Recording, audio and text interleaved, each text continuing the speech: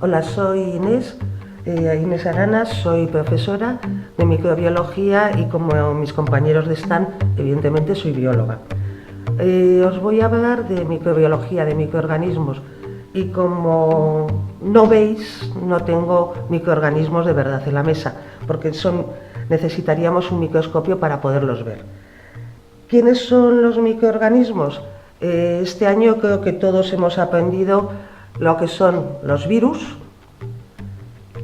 Este sería otro tipo de virus, pero también tenemos que tener en cuenta los microorganismos que son bacterias. Esto sería cocos, que tienen una forma redondita. Tenemos otro tipo de bacterias, tienen diferentes formas. Incluso algunas tienen esta forma de espiral. También tenemos protozoos dentro del grupo de los microorganismos. Esto sería, por ejemplo, la imagen de una ameba. Y tendríamos también algas dentro de ese grupo. Bueno, pues esa imagen que tenemos de los microorganismos tan mala este año, tenemos que romperla, porque los microorganismos nos ayudan y de hecho viven con nosotros.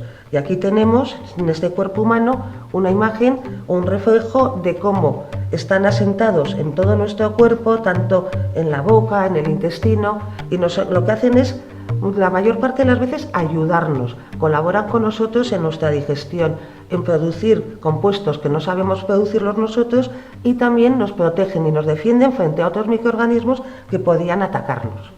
Eso mismo ocurre con otro tipo de animales, como por ejemplo los rumiantes.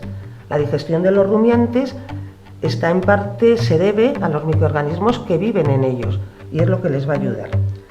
En este stand y con estas explicaciones lo que queremos es haceros entender que los microorganismos no son siempre malos, que los microorganismos nos van a ayudar y que tenemos que tener una imagen mucho más agradable de ellos. Simplemente era comentaros que la microbiología es una ciencia donde no vemos, pero en todo momento estamos en contacto con esos microorganismos. Gracias.